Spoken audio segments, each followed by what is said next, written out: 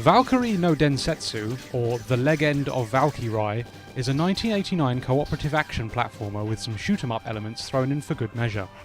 You play as the warrior maiden Valkyrie and her trusty lizard pal Kurino Sandra, who is not a girl.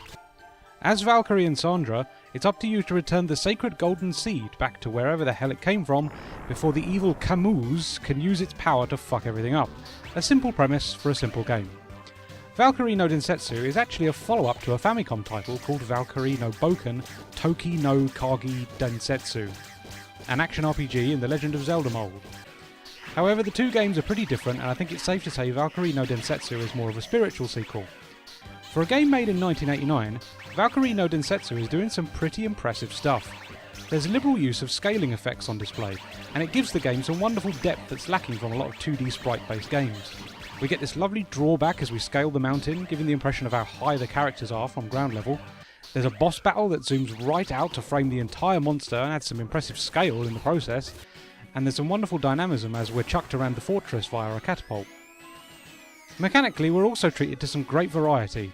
As standard, Valkyrie and Sandra can shoot projectiles and jump, but holding down the attack button allows you to cast various spells that are unlocked as the game progresses.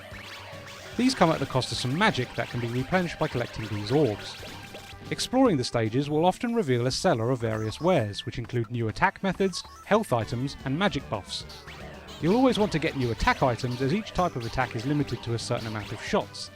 This keeps the action fairly varied, despite the fact that the game won't really change much as you progress through the many stages. What really makes Valkyrie no Densetsu noteworthy is how much character it has. It's a surprisingly funny little game with a varied cast of characters to encounter, and you can't help but crack a smile as you see Valkyrie and Sandra react to their various predicaments. There's a lot of love on show at any given time, and despite the characters being largely mute, you really do care about them. Everything is so cute and colourful and overblown that it's difficult not to get lost in it. Add that to the fact that you and a friend get to experience the whole thing cooperatively, and you've got one of the most timeless gaming experiences ever made. Also, can I get a hell yeah for a female protagonist 7 years before Lara Croft decided to show up? And she isn't sexualised to all hell. Valkyrie no Densetsu, you guys. What a game.